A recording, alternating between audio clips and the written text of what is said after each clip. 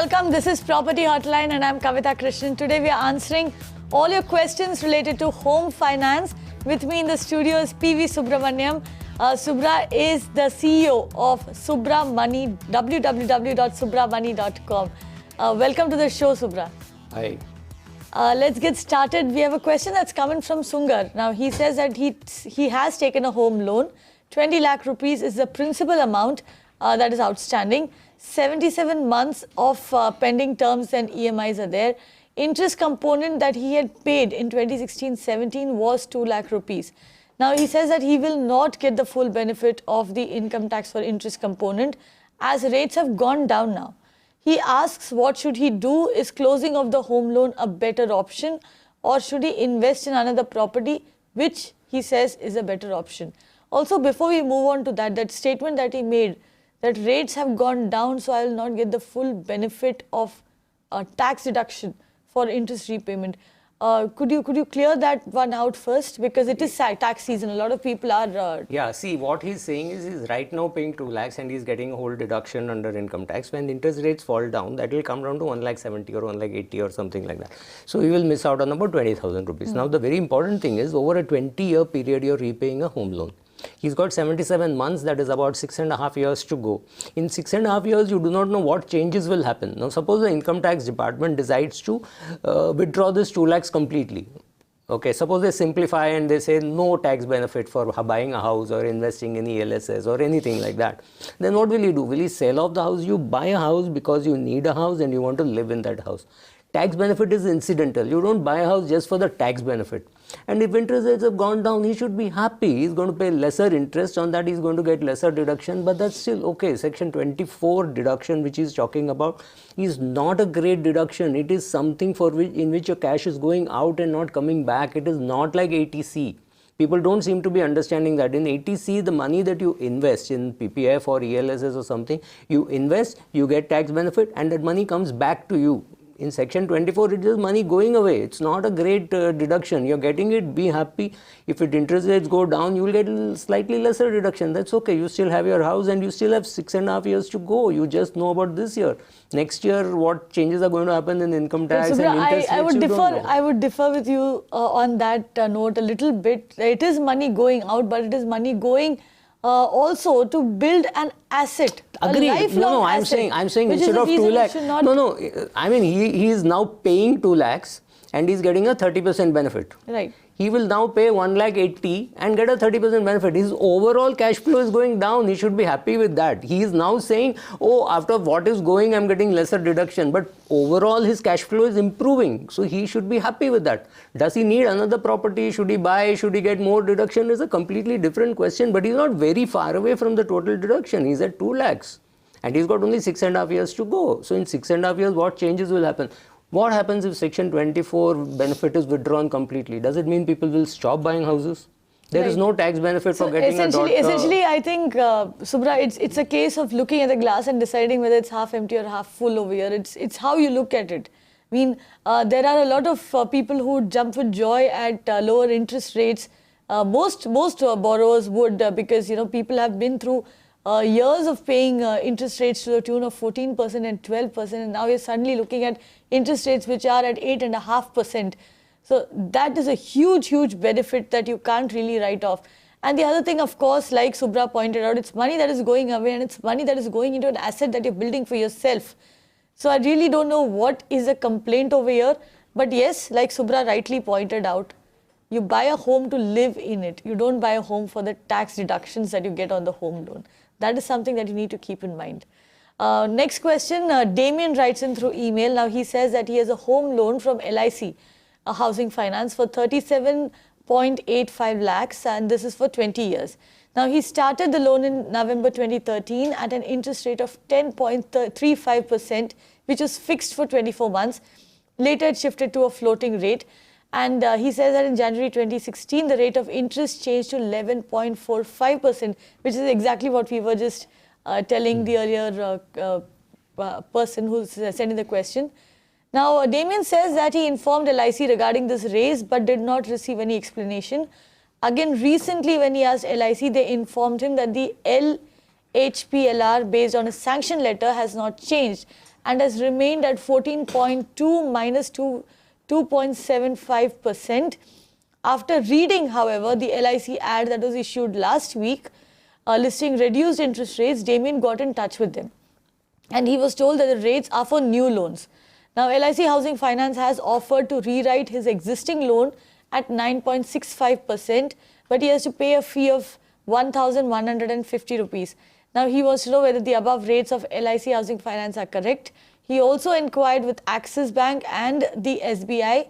Now, Axis is offering a 9.2%, SBI is offering 8.75%, and the takeover charges amount to around 41,000. Now, essentially, he wants to know whether banks offer better rates than LIC. And that is a question that a lot of borrowers ask. Which is better, a housing finance company, a home finance company, or a bank which offers a better deal? You should be indifferent. The guy who offers the best rate and a combination of good service. What happens sometimes is you get good rates, but you can't get documentations very easily with them. It's very painful. So if your amount is not very big, you don't know whether to make 5 trips, 6 trips, because all those costs add up. Here, very clearly, you have a big loan. It's about very close to 40 lakhs. Why go to Axis and SBI? I think you should go and do some more shopping. Yesterday, Bank of Baroda has dropped rate to 8.35. Maybe somebody else will go to 8.25. So do your shopping. If you can get 8.35, you're talking of a huge 3 percentage points from 11.45 to 8.35. That's not small. It's worth paying that 40,000 rupees or whatever Bank of Baroda is going to charge you, and definitely worth making the shift. Is it a better offer? Definitely better offer than LIC Housing Finance. So you should make that shift. Right, and Damien, up on the screen for you over there are the rates not just of Bank of Baroda but also of all the other banks and leading home finance companies. So here we've done half your shopping for you. You can take a look, make note of those rates, and of course get in touch with the banks and see what else they are willing to offer to you. But coming back to that question that he asked about banks and home finance companies, can you just break it down for our viewers as to why they have a higher rate? Actually, it's very difficult to say whether they will all offer for all people a slightly different rate. But yes, banks' cost of funds is definitely lesser than a housing finance company. But right now, what has happened is housing finance companies have a huge lead over a very long period of time. If you take LIC Housing Finance or even GIC Housing Finance or HDFC, obviously the market leaders because they've been there for a very long time. But State Bank of India is not something unknown, so you can go to State Bank of India. They have good schemes. Bank of Baroda has got a good reach. So anywhere where you can go to a bank and they have a housing finance department which is willing to sit with you and talk to you and give you, banks are likely to give you better rates. Banks may not have such a great back end, so you may take a longer time to process it. But if you have the patience and the ability to go talk to them, they'll definitely offer you better rates. Ultimately, you should be indifferent to who is offering you. You should go to the person offering you the best rates and where you're sure that the back end is reasonably good. So PSU banks, you don't have to worry. There is nothing shady about it or something. So yes, if you get better rates, yes, you might have a problem getting the annual statement and things like that. But that's okay. You can live with that. It should not be much of a hassle. Right, so that's your answer there. Question from Mansi Sawant now. She had taken a home loan of 18.5 lakh rupees for buying a flat in Mumbai suburbs, and currently her outstanding payment is 17 lakh rupees, for which she pays 20,360 rupees per month. Now she wants to know if she can invest the 7 lakh rupees that she has in mutual funds and do an SWP, a systematic withdrawal plan, to get help with the EMIs. If yes, which mutual funds would be the best according to the current scenario?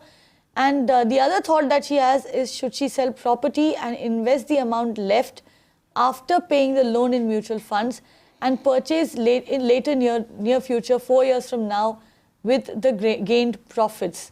I think it's a very complicated question. Very complicated question. And I don't know whether you have the capability to identify which funds to invest, etc. So if you don't have any great investment skills and you don't have a good advisor to help you do that, use that 7 lakhs to repay the loan.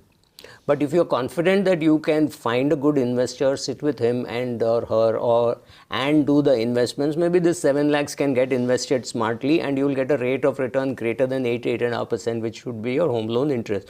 But I have no clue about all those things. And then you say you want to sell, use this money to additional investment. It's a very complicated thing. You will need some kind of an advisor for this before you jump into it. If you don't have the necessary skills, don't do it. Reuse that 7 lakhs to repay the loan. If you're going to keep that money in a bank fixed deposit, then I think it's an atrociously bad idea. You should go and repay the loan. If you want to invest, please take the help of an investment advisor. I'm not being able to give you advice online as to which funds to invest, sorry. Right. But very quickly, Subra, that bit about the systematic withdrawal plan which you could use to pay off your EMIs, that sounds very interesting. No, it doesn't. Can you elaborate on that a bit? Systematic withdrawal plan means you put this whole money into some kind of an equity fund or a debt fund and withdraw every month to pay the EMI. Now, if the return that you get on equities is less than the interest that you're paying in the bank or from wherever you have taken the loan, it's going to be very bad. And when I see people investing for long periods of time, they get good returns. So using an SWP to repay the loan, no, it's not a good idea at all. Not a good idea at all. And like Subra said, if you want to use the money that you have, if you want to invest it and then use it to repay your loans, you're better off getting advice from a proper investment advisor, or else you need to provide us with much more details than the little that you've actually written in and sent to us. We have Mr. Subramanyam who's called in from Chennai. How can we help you? Yeah, I am a retired employee from a private company. Okay. Where I have no pension system. My age is 70 and my wife is around 60 years. She is also homemaker only. We are invested some fixed deposits in banks and some limited companies, totaling around 60 to 70 lakhs, and getting average annual interest around 5 lakhs and all. And we have no commitments as of now, but we have two sons working in MNCs, and they are well settled down in Bangalore and Hyderabad. They can look for the guarantee for our loan. Are we eligible for a housing loan of 50 to 60 lakhs from a bank or some housing loan companies to enable me to claim this interest IT rebate of additional 50,000 rupees for the first house under Section 80C? Recently, it's introduced by the Prime Minister. Can I be eligible for any housing loan for these things, for the interest against the interest I am getting? Right. So, Mr. Subramanian there has funds, has accumulated around 60 lakh rupees in funds. He's got two sons who says who are working right now, who can stand guarantee for a home loan. Is he eligible for a home loan? No. No? The answer is very clear. Once a person is retired and does not have a salaried income, then the person in India is not eligible to get a loan. Even if you are retired from a government service and you're getting a pension, even if you're from the army, once you're retired, they don't give a housing loan. Why should they not give? I have no clue, but no, the answer is no, you cannot get a housing loan. By the way, the IT rebate is not too great because this is the rebate which you're talking about for the interest. It's not a very great rebate. You're much better off investing in mutual funds where anyway the dividends that you get are tax-free. So go and put money into debt funds and withdraw after 3 years where you will pay less capital gains, or you put money in equity funds where the returns are tax-free. So don't buy a house at the age of 70 just to get a tax break for the next 3 years or 5 years, because by the time you're 80, again you go to a lower tax bracket. So I don't think it's a very sensible idea. But anyway, the short answer to your question, will you get a home loan at this age, even if you keep your fixed deposits, etc. as a security? The answer is no. But tell me one thing, Subra, now if he does want to buy a home to live in and not just for the tax break, for the tax rebate, then can he, like he said, he's got two sons who are well settled, who are working with reputed companies. Can they take a home loan and can he go there as a co-borrower? Is that possible? No, it doesn't help. They can take a home loan because they're well settled, etc., etc. But his name in that property doesn't help at all. So they can buy the house in their name and give it to him. Okay. So they can get the tax benefit if they want. But for himself, if he wants to buy a house, he has no choice, but he has to sell all his, he has to break his fixed deposits, sell off his shares, mutual funds, whatever he has, use his own money. He will not be able to get a home loan as of now. But remember, there are 90 companies in the home loan business. So somebody may start giving to retired people based on the security that they have. Suppose you want to buy a 2 crore house and a 10 lakh, 20 lakh loan. Why should they not give? If I were a home loan company, I'd happily give. But right now the status is once you're retired, you don't get. Right, but you do not get a home loan, but like Subra said, there are a lot of companies, there are 90 odd companies that are giving you home loans. So shop around, but do ensure that you don't end up paying a very usurious interest rates. Do keep in mind that they will ask for the moon if they do intend to lend to you. So that is something that you need to keep an eye on. Manu sends a question through email. Now he says that he's buying a property with a loan amount of 39 lakh rupees. Salary is 80,000 rupees per month. He will be aiming for a 15-year loan tenure. He has an existing car loan and the tenure is 5 years. And he's paying an EMI of 10,500 rupees per month. Now his other investments, he says, includes an SBI PPF of 60,000 a year, LIC policies worth 56,000 a year. He's got cash worth 10 lakh in fixed deposits that he wants to invest elsewhere. How can he manage investments? Which is the best possible way to invest 10 lakh rupees, which can be used to repay the loan amount in 5 to 10 years? Subra, again, a lot of questions over there. Yeah, okay. From what I've understood, you have a car loan and a 10 lakh FD. Doesn't make sense because your car loan is definitely at a rate much higher than the rate of interest that you're getting on your bank fixed deposit. So immediate reaction for me would be to take that money and repay the car loan. Assuming the car loan is not so big, then use it partly to repay the housing loan. Or if you're very confident, then you keep the housing loan as it is and start doing an SIP with your salary or whatever other sources of income you have. But don't use a lump sum for investing anywhere. Right now, it doesn't make sense. So first, repay your car loan. If you still have some money left, keep that in your savings bank account and start doing an SIP out of your salary, which again looks very difficult because your EMI is going to be at least 45,000-50,000 rupees. So on a salary of what you're getting 80,000 rupees, you're already talking of 45,000 of SIP of EMI for the house and 10,000 for the car. So that is 55,000 gone. So you still need to live and you have only 25,000 to live. So I don't know what you would do, but the 10 lakhs investing lump sum doesn't make sense. Use it to repay the car loan. You will knock off the 10,000 rupee EMI. Then you will be left only with the housing loan. If you still have a portion of it, repay part of the housing loan and then live on that. Otherwise, it looks very difficult because you're talking of a 15-year tenure for your home loan and not a 30-year tenure. Right. And Subra, before we move on, this is very basic investing 101 over here. When we talk loans, we are generally told do not be in a rush to pay off your home loan. Correct. However, the car loan is something that you're always told to pay off as soon as possible. Correct. What is the reason for that? Can you just break that down for our viewers? Yeah, the home loan happens at very cheap rates. So it would be, let's say, like right now we're talking of 8.5%, whereas the long-term return in equity can be something like 12%. So if you're a person who is actually paying 30,000 rupee EMI and you can actually pay 40,000, it makes more sense for you to put that 10,000 into an asset which is growing at a faster rate. So instead of repaying 8.5% loan, you would invest at 12%. However, your car loan or a personal loan would be at rates much higher.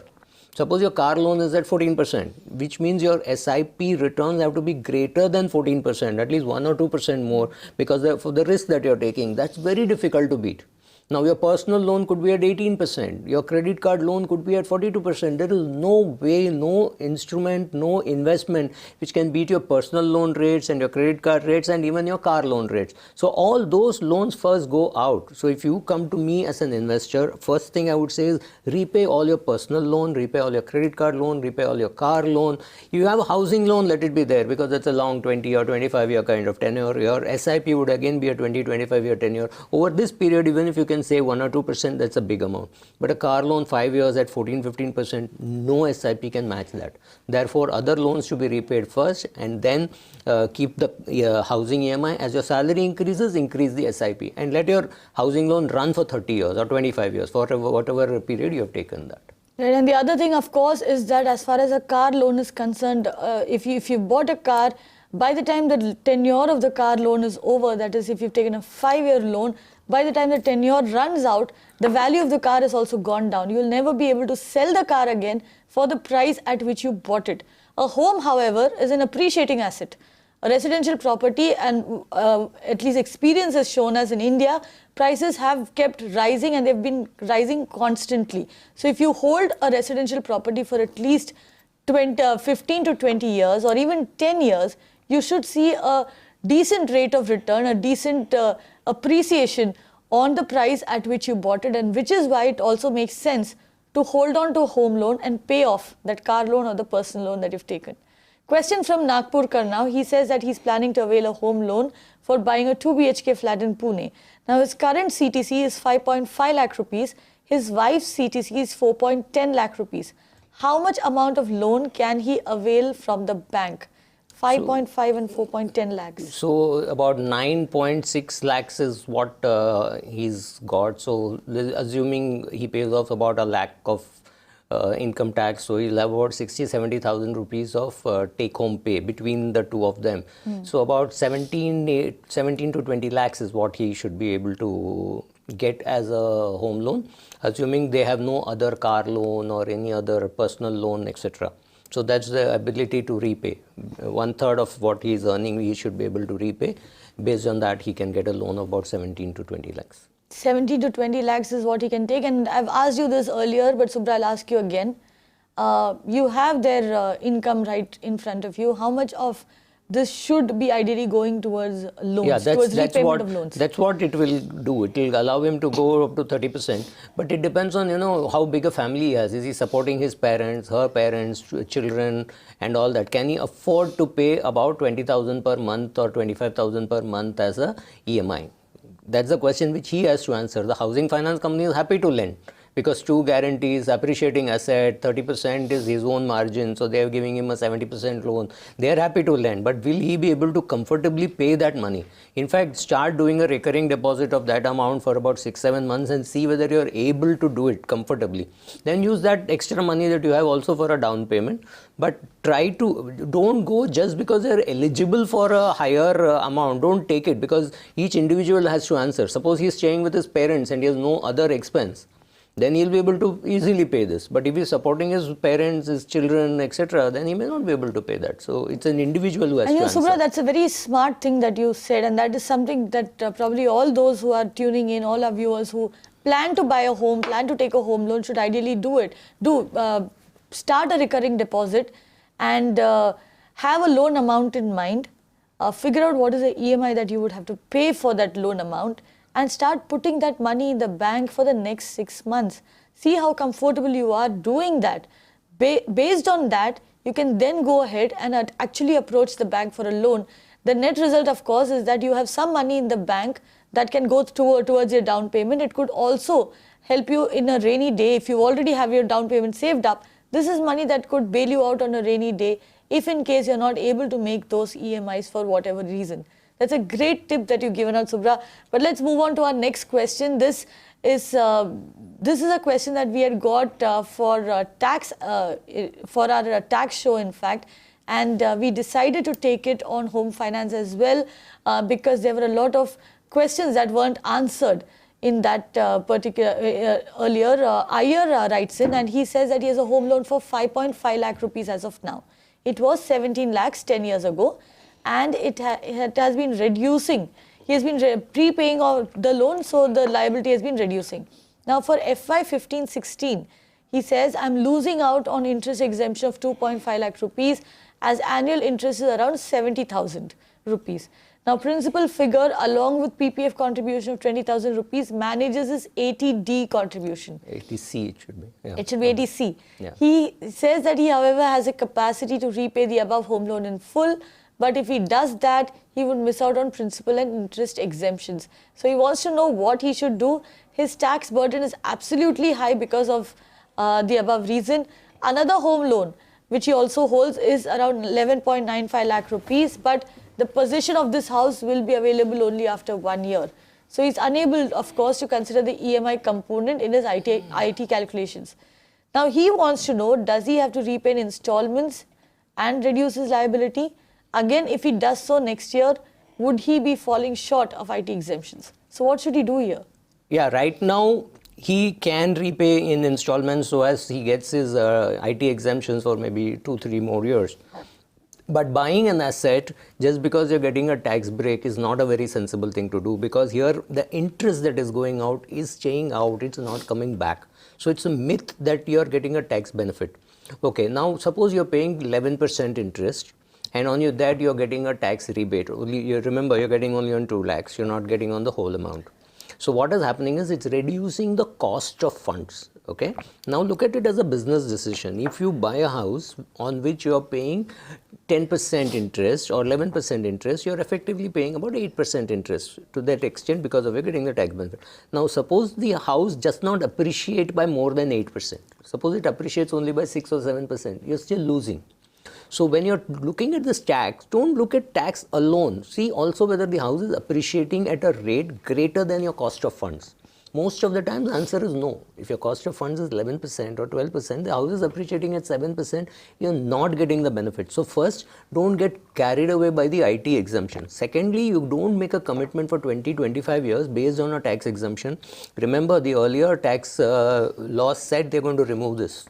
But however, that UPA government changed and the direct tax code did not come in. In the direct tax code, there was going to be no benefit. What happens if you commit to a 20-year loan and then the tax benefit is withdrawn after 4 years? Will you go and sell the house? Will it get a good value? We don't know. So don't get carried away by this. Whatever is happening, let it happen. You want to be, if you are able to afford to buy another house, you want to use it, you use it. But see whether the house is going to appreciate at a rate greater than the rate of interest that you're paying. If you want one house, you need to live in that house, so no doubt about that. There, don't worry too much about the Excel sheet saying don't buy, rent, don't worry about that. But the second house has to make a business sense. In India, it is still a renter's paradise. Why would you go and buy a house just because you get a tax break? It's not worth it. So don't break your head too much. But right now, let it go on. Don't repay in a lump sum because you feel happy with the tax break. So take it. Right, so couple of very important things that we learned on the show today. One is, of course, that if you are planning to take a home loan, it makes sense to start a 6-month RD and see if you can actually foot that EMI, keep that money, save that money away and see if you can afford to do so and then go and apply for the home loan. The other thing, of course, if you're planning to buy real estate, if you're planning to buy a home so that you want to, because you want to live in it, because you want to invest in real estate. Do not buy a home for the tax breaks. It makes absolutely no sense whatsoever. With that, we come to an end of this episode of Property Hotline. Subra, thank you very much for coming in and answering all those questions. And of course, all questions related to real estate, you can send them in, you can call, write or personally tweet to me. We'll make sure that all your questions are answered. Thank you for watching.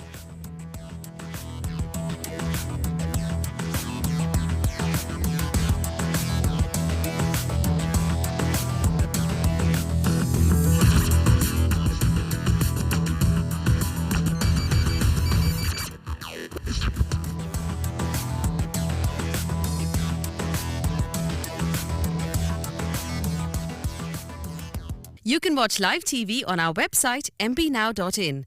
Find us on Facebook at facebook.com/magicbricksnow. And don't forget to click the like button. You can also follow us on Twitter at magicbricksnow.